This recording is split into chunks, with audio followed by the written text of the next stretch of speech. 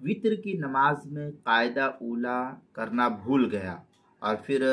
تیسری رکعت کے لیے کھڑا ہو گیا، تو وطر میں قاعدہ اولا بھول کر کھڑا ہو گیا تو کیا حکم ہے اس صورت میں؟ چنانچہ اگر کوئی شخص وطر پڑھتے ہوئے قاعدہ اولا کے کرنے کے بجائے تیسری رکعت کے لیے اب وہ کھڑا ہو گیا ہے، تو اسے چاہیے کہ قاعدے کی طرف اب وہ نہ لوٹے، واپس نہ ہو قاعدے کرنے کے لیے، بلکہ نماز کو پوری کرے جس طریقے سے وطر پڑھی جاتی ہے تیسری رکعت میں، اور آخر میں پھر وہ سجدہ سہو کر لے۔ لیکن اگر کسی وجہ سے لوٹ گیا ہے اور بیٹھ کر قاعدہ کیا